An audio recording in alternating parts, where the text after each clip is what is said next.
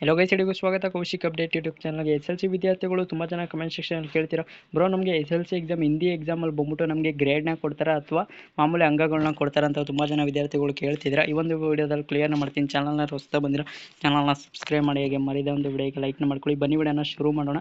SLC ವಿದ್ಯಾರ್ಥಿಗಳು ಬಂದ್ಬಿಟ್ಟು ಈ ಹಿಂದೆ ಹೆಂಗಪ್ಪ ಇತ್ತಂದರೆ ನಿಮಗೆ ಗ್ರೇಡ್ನ ಕೊಡ್ತೀವಿ ಅಂತ ಕರ್ನಾಟಕ ಶಾಲಾ ಶಿಕ್ಷಣ ಮಂಡಳಿಯಾದಂಥ ಶಿಕ್ಷಣ ಸಚಿವರಾದಂಥ ಮಧು ಬಂಗಾರಪ್ಪನವರು ಹೇಳಿದರು. ಹಿಂದಿ ಎಕ್ಸಾಮಲ್ಲಿ ನಿಮಗೆ ABC ಗ್ರೇಡ್ನ ಕೊಡ್ತೀವಿ, ನೀವು ಫೇಲ್ ಆದರೂ ಕೂಡ C ಗ್ರೇಡ್ ಅನ್ನೋದು ಕೊಡ್ತೀವಿ ಅಂತ ಅನೌನ್ಸ್ನ ಮಾಡಿದರು. ಆದರೆ ಈಗ ಬಂದ್ಬಿಟ್ಟು ಹೈಕೋರ್ಟ್ ನಿರ್ಧಾರದ ಮೇರೆಗೆ ನಿಮಗೆ ಹಿಂದಿ ಎಕ್ಸಾಮಲ್ಲಿ ಬಂದ್ಬಿಟ್ಟು ನಿಮಗೆ ಯಾವುದೇ ಒಂದು ಗ್ರೇಡ್ ಮಾರ್ಕ್ಸ್ ಅನ್ನೋದು ಇರೋದಿಲ್ಲ. ಅದ್ರ ಬದಲಿಗೆ ನಿಮಗೆ ಈ ಹಿಂದೆ ಏನಪ್ಪ ಇತ್ತಂದರೆ ನಿಮಗೆ ಅಂಕಗಳನ್ನ ಕೊಡ್ತಿದ್ರು, ಪಾಸಿಂಗ್ ಮಾರ್ಕ್ಸ್ ಇತ್ತು. ಅದನ್ನೇ ಈಗ ಈ ವರ್ಷದಿಂದ ನಿಮಗೆ ಮುಂದುವರಿಸ್ತಾರೆ. ಹಿಂದಿ ಎಕ್ಸಾಮಲ್ಲಿ ಬಂದ್ಬಿಟ್ಟು ಯಾವುದೇ ಒಂದು ಕಾರಣಕ್ಕೂ ಗ್ರೇಡ್ ಅನ್ನೋದು ಕೊಡೋದಿಲ್ಲ, ABC ಗ್ರೇಡ್ ಯಾವುದೂ ಇರೋದಿಲ್ಲ, ಮಾಮೂಲಿ ಅಂಕಗಳನ್ನ ನೀಡ್ತಾರೆ. ಇದನ್ನ ಯಾಕಪ್ಪ ಮಾಡಿದ್ರು ಅಂದರೆ ಇಲ್ಲಿ ಸ್ಕ್ರೀನಲ್ಲಿ ನೋಡ್ಬೋದು ನೀವು ಇಲ್ಲಿ.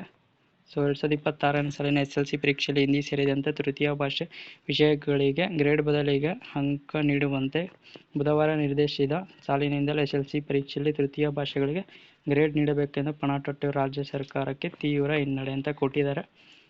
ಇದು ಬಂದ್ಬಿಟ್ಟು ನಿಮಗೆ ಯಾವುದೇ ಒಂದು ಗ್ರೇಡ್ ಮಾರ್ಕ್ಸ್ ಅನ್ನೋದು ಇರೋದಿಲ್ಲ.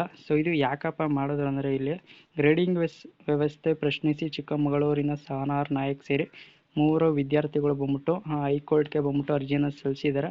ಅಲ್ಲಿ ನ್ಯಾಯಮೂರ್ತಿಗಳಾದಂಥ ES ಇಂದಿರೇಶ್ ಅವರಿಗೆ ಪೀಠವು ಸರ್ಕಾರಕ್ಕೆ ಈ ಸೂಚನಾ ಅರ್ಜಿ ಇತ್ಯರ್ಥಪಡಿಸಿದೆ. ಇದು ಬಂದ್ಬಿಟ್ಟು ನಿಮಗೆ ಕೆಲವು 3 ವಿದ್ಯಾರ್ಥಿಗಳು ಬಂದ್ಬಿಟ್ಟು ಹೈಕೋರ್ಟ್ಗೆ ಅರ್ಜಿನ ಸಲ್ಲಿಸಿದ್ದಾರೆ, ನಮಗೆ ಗ್ರೇಡ್ ಬೇಡ ಮಾಮೂಲಿ ಕೊಡಿ ಅಂತ. ಅಲ್ಲಿ ಬಂದ್ಬಿಟ್ಟು ಹೈಕೋರ್ಟಲ್ಲಿ ನಿರ್ಧಾರ ಆಗಿದೆ. ನಿಮಗೆ ಈ ವರ್ಷ ಬಂದ್ಬಿಟ್ಟು ನಿಮಗೆ ಯಾವುದೇ ಒಂದು ಗ್ರೇಡ್ ಅನ್ನೋದು ಇರೋದಿಲ್ಲ. ಮಾಮೂಲಿ ಹೆಂಗಿತ್ತಪ್ಪ ಅಂದರೆ 2024, 23, 25ರಲ್ಲಿ ಹೆಂಗಿತ್ತು ನಿಮಗೆ ಪಾಸಿಂಗ್ ಮಾರ್ಕ್ಸು ಹಂಗೆ ಇರುತ್ತೆ. ಹಿಂದಿ ಎಕ್ಸಾಮಲ್ಲಿ ಬಂದ್ಬಿಟ್ಟು ನೀವು ಇಷ್ಟು ಅಂಕಗಳನ್ನ ತೆಗೆದ್ರೆ ನೀವು ಪಾಸ್ ಆಗ್ತೀರಾ. ಇಂಟರ್ನಲ್ ಪ್ಲಸ್ ನಿಮಗೆ ಎಕ್ಸ್ಟರ್ನಲ್ ಮಾರ್ಕ್ಸ್ ತೆಗೆದ್ರೆ ನೀವು ಪಾಸ್ ಆಗ್ತೀರಾ. ಇದು ಬಂದ್ಬಿಟ್ಟು ಯಾರಿಗೆಲ್ಲ ಅನ್ವಯ ಆಗುತ್ತೆ ಅಂದರೆ ರಿಪೀಟರ್ಸ್ ಆಗಿರ್ಬೋದು, ಪ್ರೈವೇಟ್ ವಿದ್ಯಾರ್ಥಿಗಳಾಗಿರ್ಬೋದು, ಮತ್ತು ಫ್ರೆಷರ್ಸ್ ವಿದ್ಯಾರ್ಥಿಗಳು ಯಾರೇ ಆಗಿರ್ಬೋದು, ಎಲ್ಲರಿಗೂ ಕೂಡ ಈ ಒಂದು ನಿಯಮ ಅನ್ವಯ ಆಗುತ್ತೆ. ಏನಾರು ಡೌಟ್ ಇತ್ತು ಅಂದರೆ ಕಮೆಂಟ್ ಸೆಕ್ಷನಲ್ಲಿ ತಿಳಿಸಿ, ರಿಪ್ಲೈನ ಮಾಡ್ಕೊಡ್ತೀನಿ. ಸಿಗೋಣ ಮತ್ತೊಂದು ವಿಡಿಯೋದಲ್ಲಿ. ಎಲ್ಲರಿಗೂ ನೋಡ್ತೀರಿ Kaushik update YouTube channel. Thank you for watching.